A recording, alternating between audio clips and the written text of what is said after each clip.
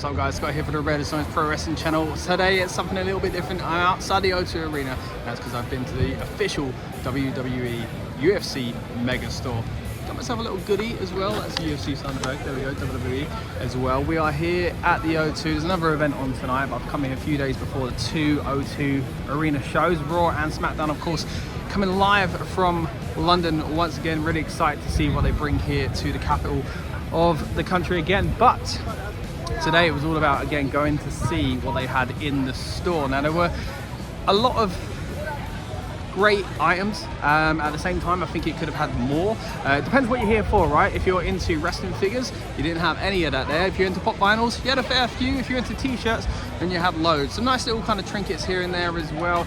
I gotta say the prices are way more than I expected, even though I knew I was going to be at an arena, and I've seen what arena prices are these days at shows themselves. It was still more than I actually expected, but still some quality merchandise in there as well. It's just a little bit more expensive than the days I was buying wrestling t-shirts a bit more frequently. But as I say, cool products inside there. Play some of the footage over the top here. Of course, you can see just exactly what I'm talking about. Some great UK specific and London specific merch as well. As you expect these days, you always get the London 316.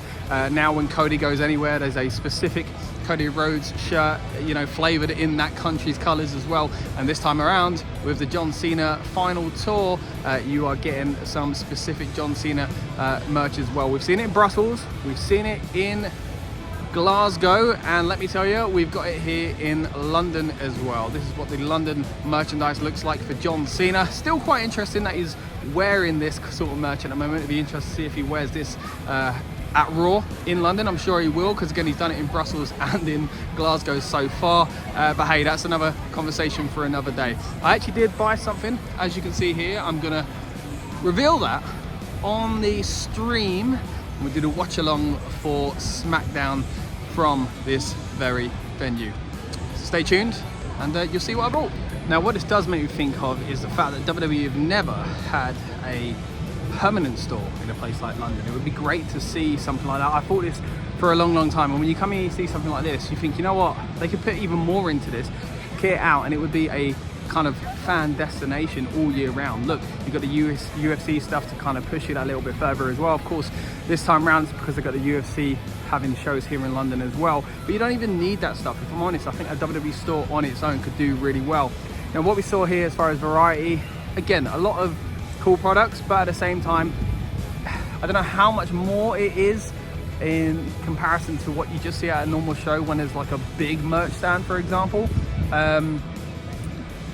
I don't know if I'd say you're going to get any kind of gems here, but again, it depends what you're looking for. I'm not big in the collecting game for pop vinyls or any of that sort of stuff, so there might be something here that you do think, wow, I've got to get there and see if I can get my hands on that. Again, some of the show specific shirts are cool as well, and yeah, that's only going to be really linked to the O2 shows.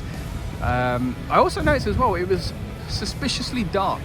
Quite strange in there as far as the lighting goes. Not sure why that was. If you want to find it though, as soon as you head into the O2 itself, chuck a right, walk down a little bit, and don't make the same mistake I did where I went left up the escalators all the way around the outlet and basically all the way around the O2 to find it. But actually it wasn't that hard to find if I had turned right. Essentially, once you do turn right, you start seeing signage to tell you where to go. So pretty straightforward if you take the right instead of the left, essentially. But yeah, pretty cool. Really enjoyed my little trip here. Again, I'm going to show off what I bought on the stream, so make sure you subscribe if you haven't already and you tune into that one. I've been Scott for the Rebellious Noise Pro Wrestling channel.